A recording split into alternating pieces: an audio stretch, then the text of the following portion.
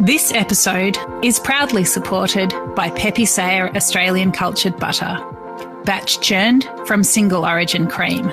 We've got a culturing process, a fermenting process, an aging process. So the butter will taste very different than, I guess, the average supermarket butter.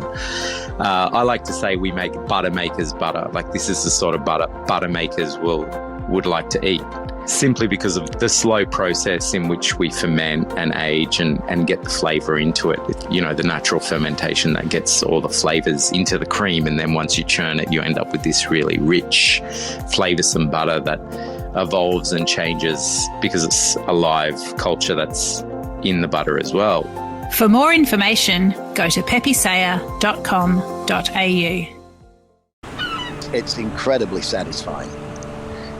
satisfying to see the smile on people's faces, and for people, when people come to you and say, "Oh, you've got the best oysters I've ever had," it feels nice. It feels like you're really doing something.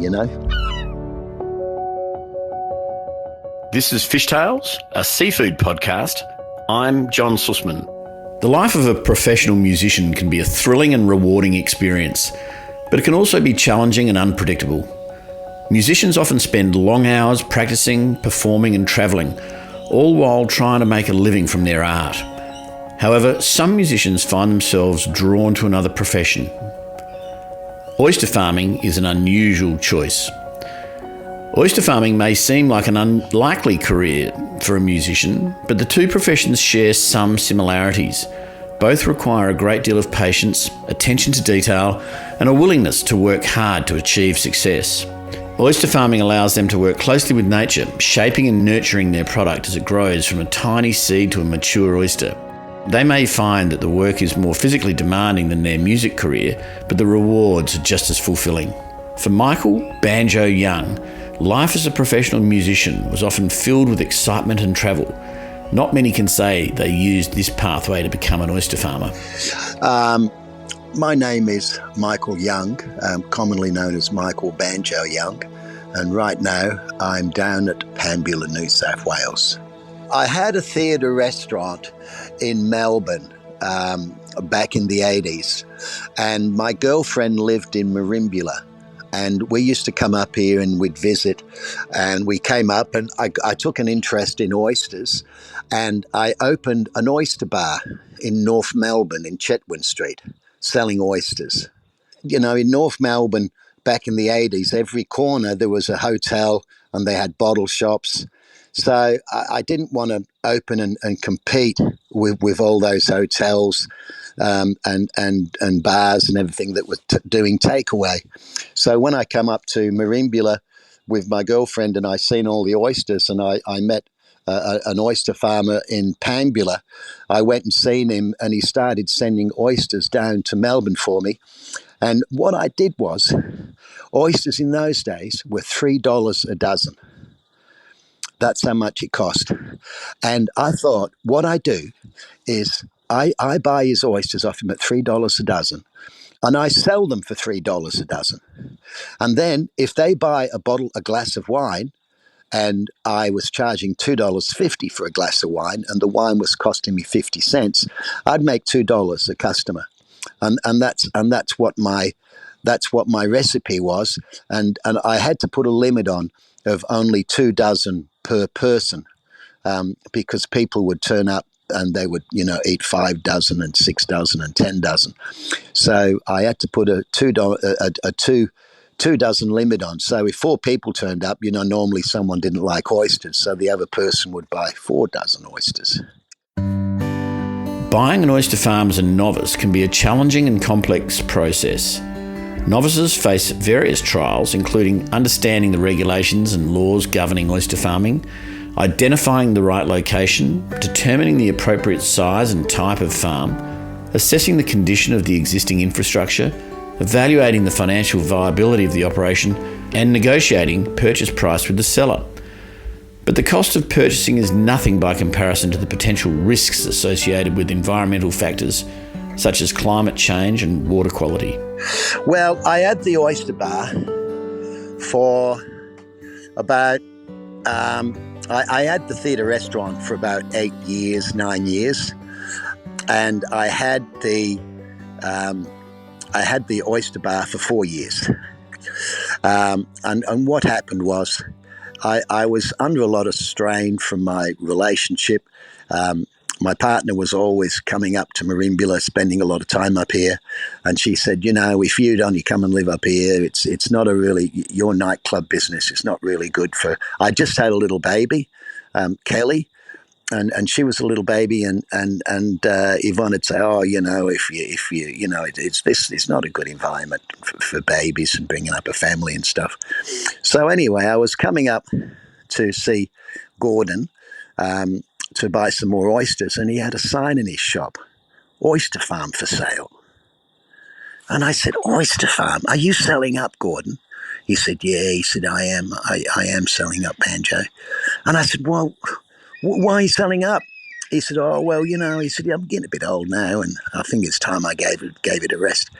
Oh, I said, "I don't know where am I going to get my oysters from?" Oh, he said, "You'll have to, wait until you see who buys it and, talk to someone." You know something, Gordon? If I knew anything about oysters, I'd buy you out. And he turned around to me and said, "You know something, Banjo? When I first started oyster farming, I knew nothing about oysters." I said, "You knew nothing about oysters?" He said, "No." I said, "Well, what did you do before you were an oyster farmer?" He said, "I was a school teacher." I said, "You're a school teacher?" He said, "Yeah." Oh, anyway, so I got in my car and I drove all the way back to Melbourne, and it was stewing on me, and I was thinking it over and over and over again. And then I got home and I got back to Melbourne, and I because there was no mobile phones then. And then I rang up Yvonne because she was up in Merimbula. I said, "Gordon's selling up." And I said, I'm wondering if I should get into the oyster business. She said, "Well, that'd be a great idea. You could come up here and we could be a family."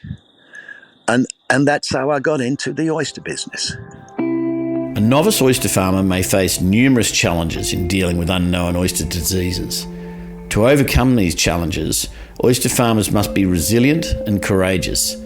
They must be willing to invest in their education and seek out expert advice, and they must be prepared to adapt their farming practices to prevent and manage disease outbreaks. They must also have the courage to persevere in the face of setbacks and the willingness to take calculated risks to build a successful and sustainable business. It was really difficult, and my first year was just absolutely horrendous. I lost all my oysters. All my oysters died. There was a thing up here in those days, it was really big, it was called winter mortality. And that is, in the wintertime, your oysters would die. Well, they never actually died in the winter. They died when the summer was starting. And I said, Gordon said to me, he says, now listen, Banjo, make sure you sell all your oysters before August. He said, sell everything you've got. Well, July come, and my oysters had grown, but they'd only had they grew this little frill. And I thought, if that frill just lifted up a little bit, they are going to be a size bigger. And instead of getting $2.50 a dozen, I'm going to get $3 a dozen. I'm going to get plate size, which is going to be a huge difference, profit margin. So, and then they started to die. And I was in the pub, and I'm talking to the other oyster farmers, and I'm talking to Bruce Watman, who's one of the oldest oyster farmers around here. And I said, "Bruce, some of my oysters are dying." He said, "Yeah." He said, "That's winter mortality." I said, "Well, I don't know what to do." He said, "Well, it's a cold. It's a cold. They catch it off different oysters and they die."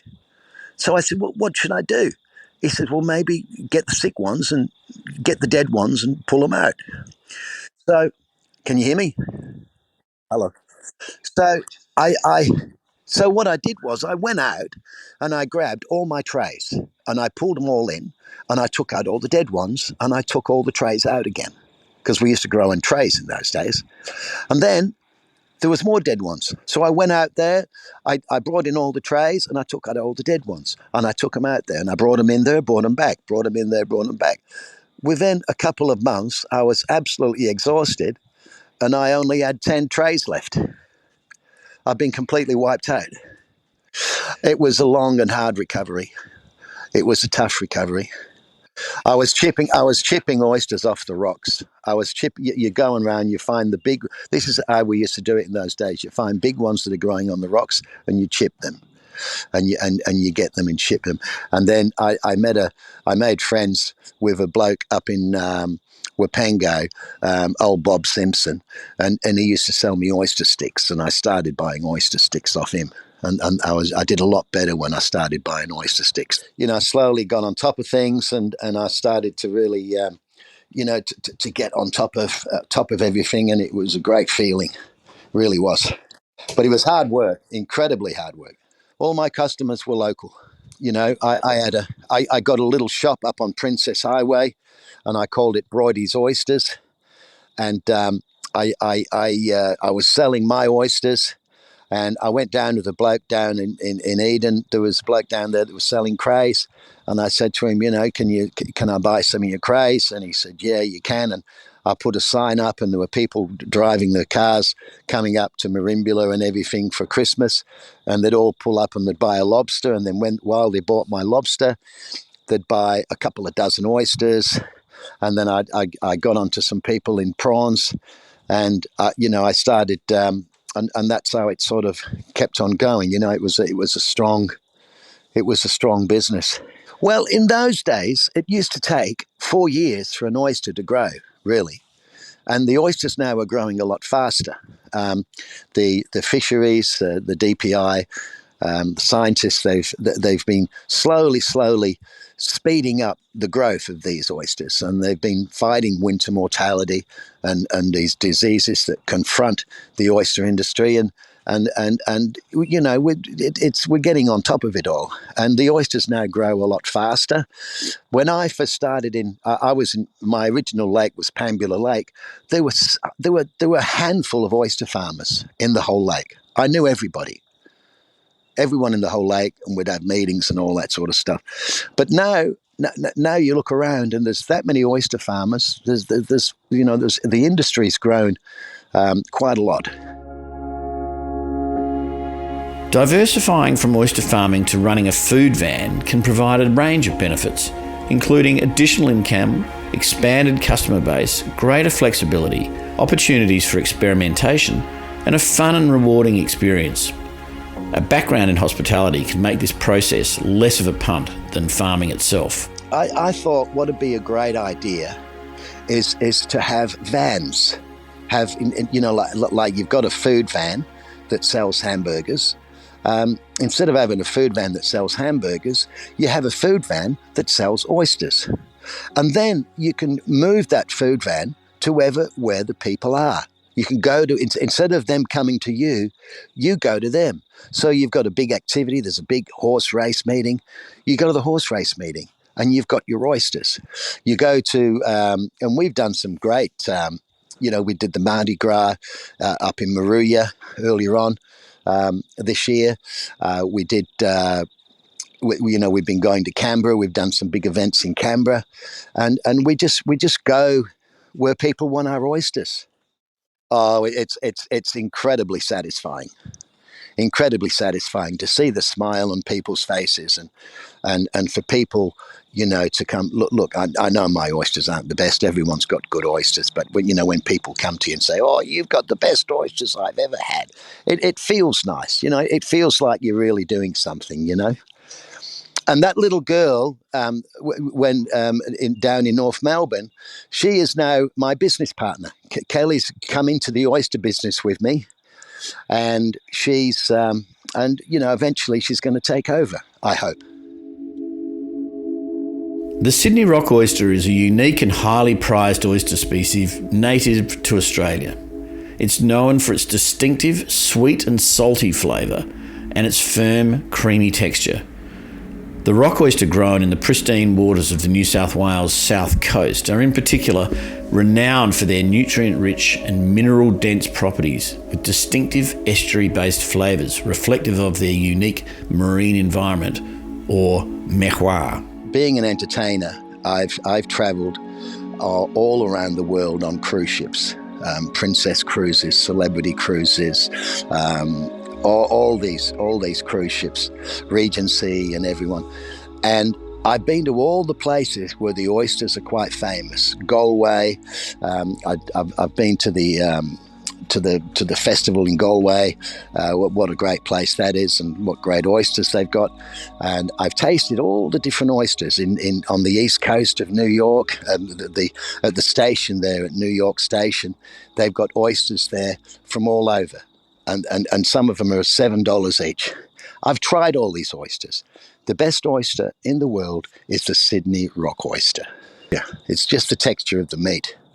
It's the taste of the meat. It's the creaminess of it. You've got to taste one to know what I mean. And people that know oysters know exactly what I'm talking about. The daily work of an oyster farmer and a musician can be vastly different. Whilst a musician's work typically involves more creative and artistic endeavours, which can be picked up whenever the musician desires, the oyster farmer is committed to tending to a crop that needs constant attention. While both professions require dedication and hard work, the daily tasks and responsibilities are quite different. I'm working hard. I got up and I had to open some oysters that had to go to Canberra. I had to catch the Canberra, the bloke at Canberra at 7 o'clock. He wanted to send them. They were going up to the Hellenic Club. And then after that, we went out onto the oyster farm and we had a look. We've got the big festival happening next week at Narooma. We've got the big oyster festival, and it's going to be big, and it's really exciting. And me and my daughter went out on the lake, and we had a look at our rows of oysters, and we worked out which ones do you think we should be pulling out. We're not pulling them out yet. We're holding out. We're going to be pulling them out next week. But we went out just to have a look. I had to flip a couple of rows. And we've also got some new stock, which has just arrived from Churros. And I wanted to show Kelly them because she hadn't had time to see them yet. And they've taken off really well. They're growing really good. And then after that, we come back. We had some oysters. And we've been sorting out oysters all day. Food festivals can be a fun and rewarding experience for oyster farmers. They provide an opportunity to share their passion for farming and food with a broader audience and to connect with others who share their values and interests. For someone who innately likes to share stories via the medium of music, they can also provide an especially interesting experience. I'm just looking forward to it. It's going to be a challenge. I think it's going to be busy.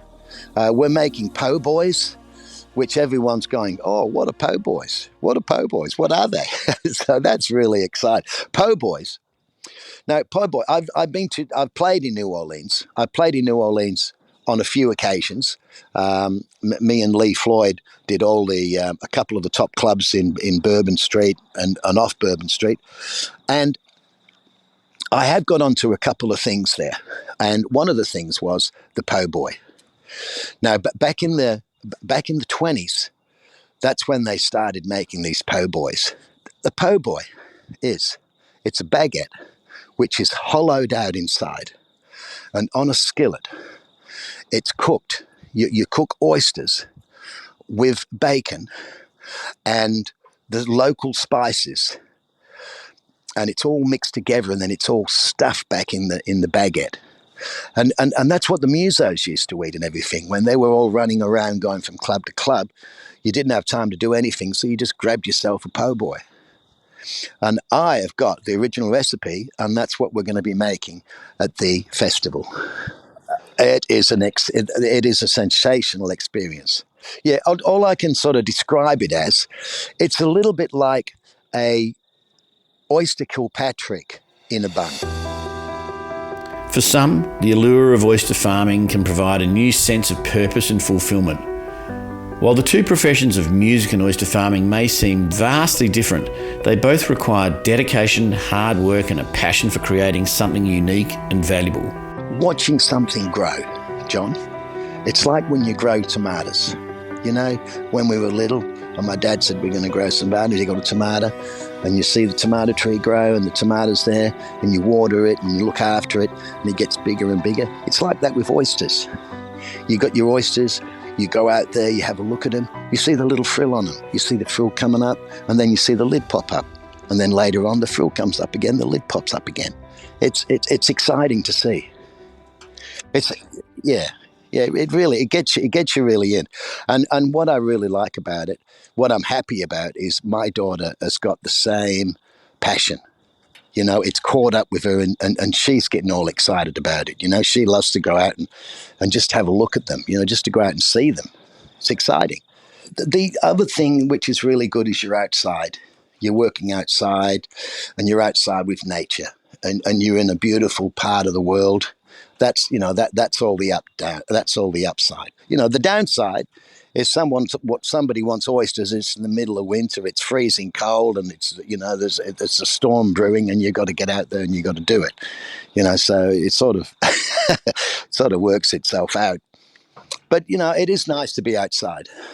Nurturing a next generation of both oyster farmer and musician is an honourable and proud undertaking. For Banjo Young, maintaining his passion for both oysters and music, he has dedicated his work in both via a unique and catchy tune, the Oyster Song. I'm hoping he brings his banjo along to the Narooma Oyster Festival to give it a run. Oysters, oysters, I like my oysters, baby, that's what I like. Oysters, oysters, I like my oysters, baby, that's what I like. A little bit of lemon, a little pepper too, yeah, put it all together and ding-a-ding-ding-ding-ding. Oysters, oysters, I like my oysters, I like your oyster too. This is Fishtales, a seafood podcast. A Deep in the Weeds production.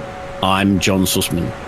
Follow us on Instagram at Fishtales Seafood Podcast, or email us at fishtalespodcast@deepintheweeds.com.au. Stay tuned for more tales from beneath the surface of the seafood world every Friday on your podcast app.